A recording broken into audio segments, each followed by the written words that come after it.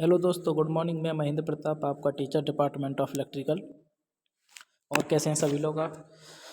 देखो बच्चों, मैं इस लेक्चर को स्क्रीन डिस्प्ले पर बना रहा हूँ इस समय अपने मोबाइल के। तो देखो, घबराने वाली बात नहीं है। जो डाटा मैं वहाँ पर दे रहा था वो बहुत ही कम डाटा था और उसको टाइप करने में बहुत टाइम लग रहा था। इस वजह से मैं कुछ दिन बाद लाइव क्लास कराऊँगा, ठीक है। जैसे ही मेरे को लगेगा कि मेरे को अब लाइव क्लास करानी चाहिए तो मैं ऑन रिकॉर्ड स्क्रीन पे आके कराऊंगा। और अब इस समय मोबाइल स्क्रीन पर ही मैं आपको लेक्चर दे रहा हूँ। देखो सभी लोग, अब पढ़ते हैं। हमारा दूसरा चैप्टर है लाइनों के प्रचालन या स्थिरांक, parameter of constants of lines. देखो परिचय, ये क्या है हमारा परिचय। संचरण लाइन मूल रूप से शुद्ध वैद्युत परिपथ होती है। देखो, संचरण लाइन मतलब ट्रांसमिशन लाइन मूल रूप से शुद्ध वैद्युत परिपथ होते हैं, इलेक्ट्रिक सर्किट होते हैं, ठीक है, जिसमें लाइनें स्थिरांक सतत तथा समान रूप से लंबाई की ओर वितरित रहते हैं। देखो, समान रूप से क्या रहती है हमारी, लंबाई की ओर वितरित रहते हैं। देखो ये इधर ये रहा। यद्यपि इन स्थिरांकों का लाइन के किसी एक अंग पर संकेंद्रित कंसंट्रेटेड होना असंभव है।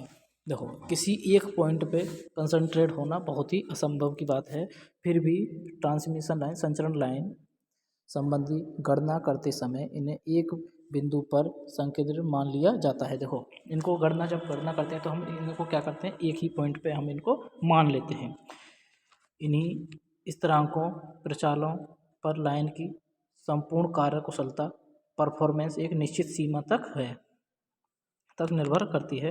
इसीलिए इन लाइनों प्रचालनों तथा इसमें प्रभावित होने वाले घटकों का अध्ययन नितांत आवश्यक है। देखो, इसमें क्या होते हैं, रेजिस्टेंस होता है।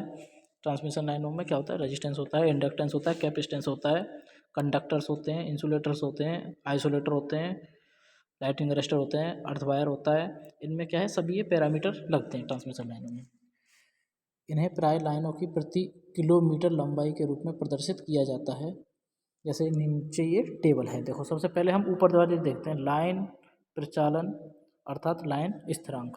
देखो, यहाँ पे TS1 से क्या हुआ, हमारी लाइन स्टार्ट हुई, ठीक है। TL1 तक यहाँ चली और TS2 से यहाँ से लेकर TR2 तक, ये सेंडिंग एंड और ये रिसीविंग एंड। S1 का सेंडिंग और R1 का रिसीविंग, S2 का सेंडिंग और R2 का रिसीविंग।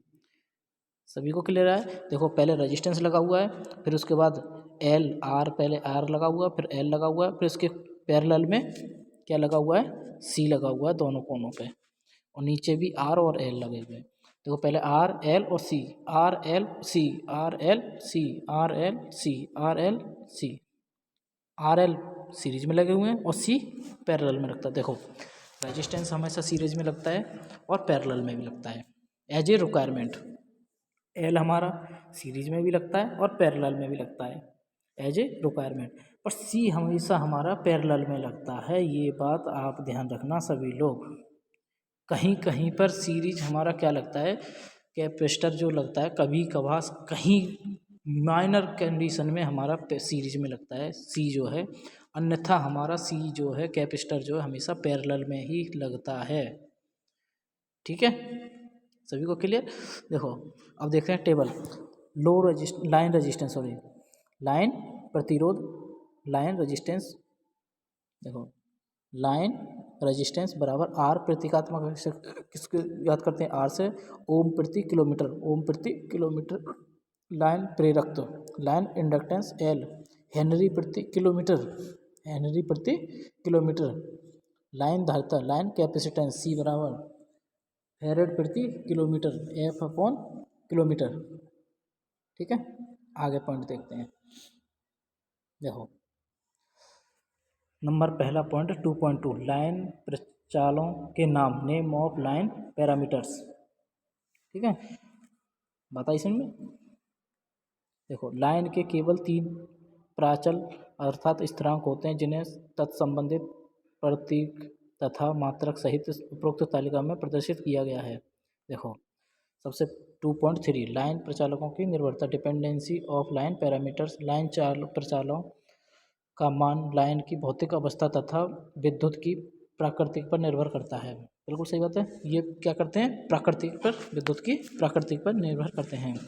लाइन प्रचालकों का महत्व, सिग्निफिकेंस ऑफ लाइन पैरामीटर्स। ठीक है, देखो लाइन प्रचालन स्थिरांकों के से लाइन को वोल्टतापात हानियाँ, तापक्रम, वोल्टता नियमन, संचरण दक्षता, पावर गुणक, शक्ति गुणक, सुरक्षा गुणक, परिणामी धारा, ऊर्जा संग्रह, प्रदोषी धारा आदि का घटक प्रभावित होते हैं। देखो टेम्परेचर, लॉसेस, वोल्टतापात। देखो सॉरी, वोल्टतापात लाइन का voltage drop, losses, temperature, voltage regulation, transmission efficiency, power factor, safety factor, resultant current, energy संग्रह, एनर्जी कंजर्वेशन, संग्रह को पता नहीं क्या बोलते हैं इंग्लिश में, conserve, energy conserve, fault current आदि का घटक प्रभावित होते हैं। देखो सर्वोपरि लाइन के चालक का प्रतिरोध, देखो ये क्या होता है, R बराबर रो एल अपॉन ए। ये क्या है, हमारा मेन सूत्र होता है रजिस्टेंस का। देखो लाइन के चालक में धारा प्रवाह का विरोध करने वाले पदार्थ के वैद्युत गुण को प्रतिरोध कहते हैं। देखो लाइन में जो चालक है, जो तार है, उसमें करंट जो फ्लो हो रही है, उसका जो विरोध कर रहा है उसे हम कहते हैं रेजिस्टेंस। सर्वोपरि लाइन के चालक का प्रतिरोध मूल रूप से निम्न सूत्र द्वारा प्रदर्शित किया गया है, R बराबर रो एल अपॉन ए ओम। ये क्या है हमारा सूत्र, फॉर्मूला। यहाँ R बराबर R मात्रक में लाइन चालक का कुल प्रतिरोध, टोटल रेजिस्टेंस। ठीक है, रो ओम मीटर मात्रक में चालक पदार्थ की प्रतिरोधकता, चालक पदार्थ की रजिस्टिविटी।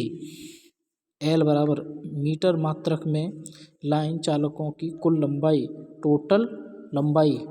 और ए बराबर वर्ग मीटर घना वर्ग मीटर मात्रक में चालक का अनुप्रस्थ काट क्षेत्र, क्रॉस सेक्शनल एरिया। देखो इसको डिनोट करते हैं लाइन के प्रतिरोध संबंधी अन्य सूत्र। आर बराबर लाइन चालक के across voltage bye I R drop. Line चालक में प्रभावित एक समान धारा आई। ठीक है, तो कुल प्रतिरोध बराबर एकांक लंबाई का प्रतिरोध R गुणा कुल लंबाई L। ठीक है, ये यहाँ तक। लाइन चालक के प्रतिरोध की निर्भरता, डिपेंडेंसी। लाइन के चालक का प्रतिरोध निम्न कारकों फैक्टर्स पर निर्भर करता है।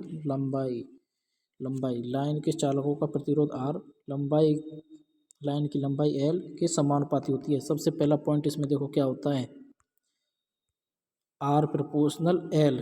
जितनी लंबाई बढ़ेगी, L प्रोपोर्शनल R या R प्रोपोर्शनल L, जितनी हमारी लंबाई बढ़ेगी उतना ही हमारा रेजिस्टेंस भी बढ़ेगा। जैसे रेजिस्टेंस बढ़ेगा तो लंबाई भी बढ़ेगी।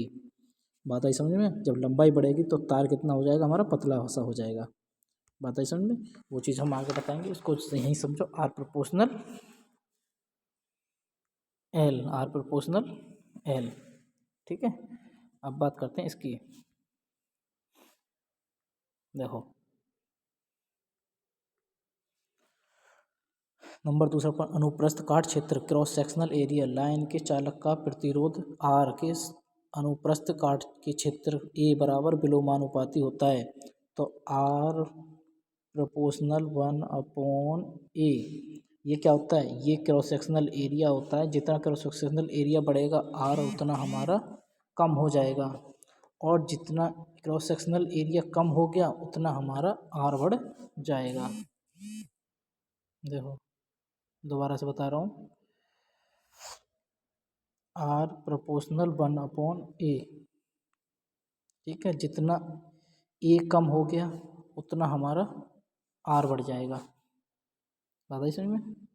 और देखो, और जितना हमारा ये A बढ़ गया उतना ये हमारा R कम हो जाएगा। बात आई सभी को समझ में? क्लियर है? देखो अब बात करते हैं पदार्थ की प्रकृति, नेचर ऑफ मटेरियल। लाइन के चालक का प्रतिरोध R इसके पदार्थ की प्रकृति रो पर निर्भर करता है, अर्थात R प्रोपोर्शनल रो। यह नियत पदार्थ के लिए स्थिर कांस्टेंट होता है। टेम्परेचर, ठीक है, टी बढ़ने से लाइन के चालक का प्रतिरोध आर बढ़ता है। देखो ये क्या कह रहा है, जैसे जैसे हमारा आर बढ़ेगा उसी हिसाब से टेम्परेचर बढ़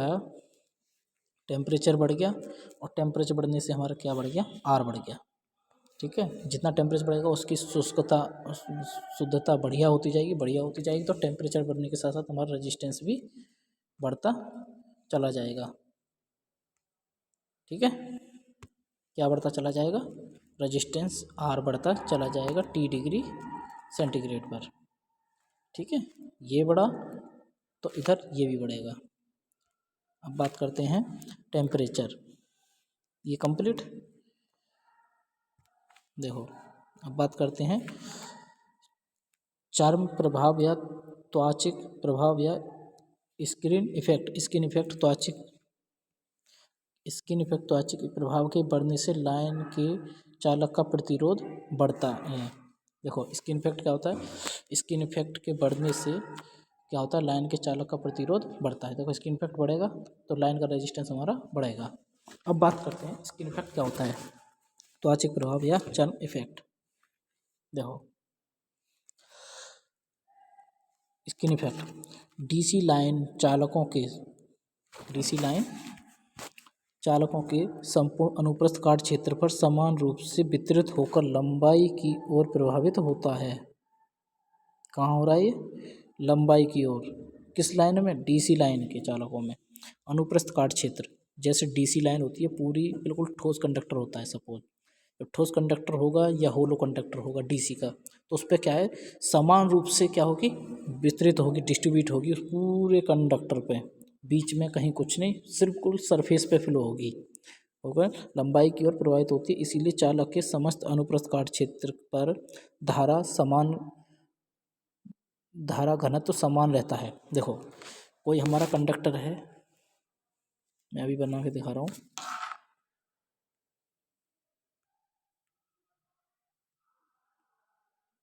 देखो ये हमारा क्या है, कंडक्टर है, ये क्या है, कंडक्टर है, ये क्या है, कंडक्टर।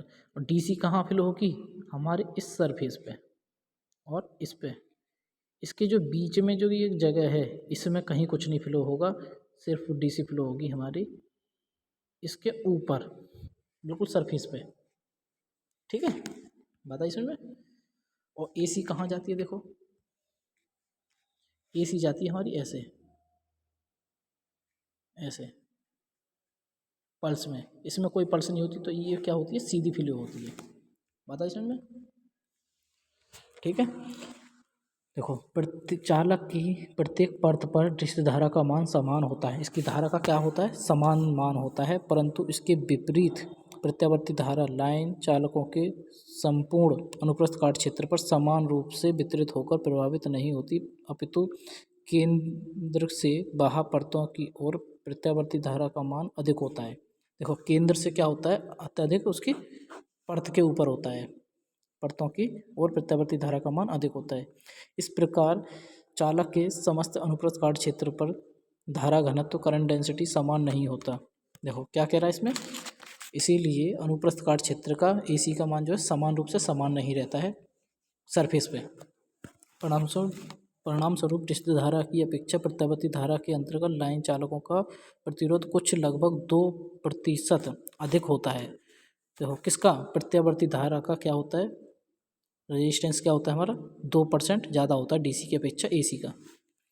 इसीलिए चालक में प्रत्यावर्ती धारा बहन बाह्य परतों से संकेंद्रित कंसंट्रेटेड होकर प्रभावित होने की इस प्राकृतिक घटना को ही स्किन इफेक्ट कहते हैं। देखो डीसी में क्या होता है, बिल्कुल सरफेस पे करंट फ्लो होता है, और एसी में क्या होता है, हमारा पल्सेटिंग करंट फ्लो होता है, और एसी का रेजिस्टेंस हमारा ज़्यादा होता है और डीसी का रेजिस्टेंस हमारा कम होता है। बात आई सभी को समझ में। तो इसी को हम क्या कहते हैं, स्किन इफेक्ट कहते हैं। देखो त्वचा प्रभाव की निर्भरता, डिपेंडेंसी ऑफ स्किन इफेक्ट। देखो ये क्या है, त्वचा प्रभाव, डिपेंडेंसी ऑफ स्किन इफेक्ट। प्रत्यावर्ती धारा प्रणाली के लाइन चालकों में त्वचा प्रभाव निम्न कारकों फैक्टर पर निर्भर करते हैं। सप्लाई फ्रीक्वेंसी, प्रदायी फ्रिक्वेंसी के बढ़ने से लाइन चालक में स्किन इफेक्ट त्वचािक प्रभाव बढ़ता है। देखो फ्रिक्वेंसी बढ़ने से क्या होता है, स्किन इफेक्ट हमारा बढ़ता है। प्राय व्यावसायिक 50 चक्र प्रति सेकंड 50 चक्र प्रति सेकंड अथवा इस सबसे कम फ्रिक्वेंसी पर 1 सेंटीमीटर व्यास तक के चालक में धात्विक त्वचािक प्रभाव से बढ़े हुए प्रतिरोध के कारण होने वाली लॉसेस I²R लॉसेस को नगण्य माना जाता है। देखो इसमें क्या होता है, 50 साइकिल प्रति सेकंड की वजह से 1 सेंटीमीटर के व्यास में चालक की स्किन इफेक्ट को क्या माना जाता है, I² लॉसेस को नगण्य माना जाता है। नंबर 2, चालक का अनुप्रस्थ काट क्षेत्रफल cross sectional area of conductor, अर्थात लाइन चालक का अनुप्रस्थ काट क्षेत्र के बढ़ने से उसमें स्किन इफेक्ट बढ़ता है। देखो उसका क्रॉस सेक्शनल एरिया बढ़ गया तो उसमें क्या हो गया, स्किन इफेक्ट बढ़ जाएगा। जितना मोटा कंडक्टर होगा उसमें स्किन इफेक्ट उतना हमारा ज़्यादा हो जाएगा, और जितना हमारा ये कम होगा इसमें स्किन इफेक्ट कम होगा और इसमें हमारा स्किन इफेक्ट ज़्यादा होगा। चालक पदार्थ की चुंबकशीलता परमिएबिलिटी ऑफ कंडक्टर मटेरियल, चालक पदार्थ की चालक चुंबकीयता के बढ़ने से उसमें त्वचािक प्रभाव बढ़ता है। ठीक है, अब बात करते हैं इसकी, अर्थात समान माप साइज के विभिन्न पदार्थों की निर्भर लाइन चालकों में समान फ्रिक्वेंसी पर त्वचािक प्रभाव भिन्न भिन्न होते हैं। देखो क्या होता है, समान साइज का जो कंडक्टर उस पर क्या होता है, निर्भर जो करता है उस पर स्किन इफेक्ट अलग अलग भिन्न भिन्न होगा, फ्रिक्वेंसी पर अलग अलग होगा। देखो सिग्निफिकेंस ऑफ आर, ये क्या है, सिग्निफिकेंस ऑफ आर। ठीक है, इसको रख पढ़िए। देखो सिग्निफिकेंस ऑफ आर, किसी भी प्रकार की संचरण लाइन में प्रतिरोध के प्रभाव को नगण्य नहीं किया जा सकता। देखो किसी भी लाइन में रजिस्टेंस को हम क्या करते हैं, नगण्य नहीं कर सकते। रजिस्टेंस के कारण लाइनों का मुख्य घटक है। देखो पहला पॉइंट है इसका, प्रतिरोध के कारण लाइन की संपूर्ण प्रतिबाधा बढ़ती है। देखो प्रतिबाधा क्या है, जेड बढ़ता है रजिस्टेंस के कारण, कोष्टक में अंडर रूट में R² plus XL minus XC का होल स्क्वायर मझला कोष्टक। देखो जेड बराबर अंडर रूट में मझला कोष्टक R² plus XL minus XC का छोटा कोष्टक में स्क्वायर मझला कोष्टक। दूसरा पॉइंट, पहला पॉइंट क्लियर, रजिस्टेंस के बढ़ने से इम्पीडेंस बढ़ता है। रजिस्टेंस के कारण लाइन में वोल्टेज ड्रॉप IR ड्रॉप होता है, जो लाइन में समान वोल्टेज ZI ड्रॉप को बढ़ाता है। देखो रजिस्टेंस के बढ़ने से IR वोल्टेज ड्रॉप समान रूप से क्या होते हैं, बढ़ते हैं। संपूर्ण वोल्टेजता और ZI ड्रॉप बढ़ते हैं। ठीक है, अब बात करते हैं तीसरा पॉइंट, प्रतिरोध के कारण लाइन का वोल्टता नियमन बढ़ता है, इसे नियमन रेगुलेशन पुअर वोल्टेज रेगुलेशन कहते हैं। इसको रजिस्टेंस के बढ़ने से लाइन का वोल्टेज रेगुलेशन बढ़ता है, इसे निर्बल पुअर वोल्टेज रेगुलेशन कहते हैं। देखो नंबर 5, रजिस्टेंस के कारण लाइन की पावर फैक्टर बढ़ता है। रजिस्टेंस के कारण पावर फैक्टर हमारा बढ़ता है, cos phi बराबर R/Z, ये मेन पॉइंट है इसका। ठीक है, cos phi बराबर R/Z। देखो रजिस्टेंस के कारण लाइन में वैद्युत शक्ति हानियाँ I²R लॉसेस बढ़ती है। जब रेजिस्टेंस बढ़ेगा तो हमारी करंट कम फ्लो होगी, करंट फ्लो होगी तो क्या होगा, रजिस्टेंस में उसमें लॉसेस हमारी हानियाँ बढ़ेगी। रजिस्टेंस के कारण लाइन की संचरण एफिशिएंसी घटती है, इसमें क्या होगी, ट्रांसमिशन एफिशिएंसी क्या होगी, हमारी घटेगी। प्रतिरोध के कारण लाइन का सेफ्टी फैक्टर बढ़ता है। देखो जितना रेजिस्टेंस बढ़िया होगा उतना हमारे सेफ्टी फैक्टर हमारा उतना बढ़िया होगा, शुष्क अवस्था में होगा। प्रतिरोध के कारण लाइन में किसी प्रकार का ऊर्जा संग्रह नहीं होती है। ठीक है, ऊर्जा संग्रह हमारी नहीं होती है। देखो एक पहला न्यूमेरिकल है इसका, मैं इसको बता रहा हूँ, वैसे ही समझा देता हूँ। एक एकल कला एल्यूमिनियम सिरोपरी का प्रति किलोमीटर पार्श्व प्रतिरोध धारा ज्ञात कीजिए, जबकि प्रत्येक चालक का अनुप्रस्थ काट क्षेत्र 1 वर्ग सेंटीमीटर स्क्वायर है और चालकों के पदार्थ एल्यूमिनियम के विशिष्ट प्रतिरोध कितना 2.87 माइक्रो ओम सेंटीमीटर है। देखो चालक का प्रतिरोध R बराबर रो L/A। तो जब R बराबर रो एल अपन ए, तो हमें क्या ज्ञात करना, चालक की प्रतिरोध। ठीक है, बात आई समझ में। तो जब क्या ज्ञात करवा रहा है इसमें, ओम प्रति किलोमीटर, तो हमें ज्ञात करना है R। तो रजिस्टिविटी कितनी है इसकी, 2.87 माइक्रो ओम मीटर प्रति सेंटीमीटर स्क्वायर। तो 2.87 गुणा 10⁻⁻8 गुणा लंबाई कितनी है हमारी प्रति किलोमीटर, 1 किलोमीटर में 1000 मीटर होते हैं, तो 1000 बट्टे क्रॉस सेक्शनल एरिया कितना है 1 गुणा 10⁻⁻4 बराबर, तो कितना वो -4 से ये ऊपर 4 कितने बचे, 4 बचे, तो 3 से ये कट गया, तो 0.287 ओम प्रति वर्ग किलोमीटर, ये हमारा ये निकल के आया आंसर। देखो अब बात करते हैं प्रति किलोग्राम मीटर पास प्रतिरोध, 2R बराबर, तो 2 बराबर ये रहा और R बराबर 0.287, तो ये कितना होगा 0.54 ओम, ये हो हमारा आंसर हो गया, ये हमारा क्या हो गया आंसर हो गया। आज के लिए इतना ही काफ़ी है। आप सभी का थैंक यू वेरी मच। मेरी वीडियो को लाइक करें, शेयर करें, सब्सक्राइब करें। आप सभी का थैंक यू।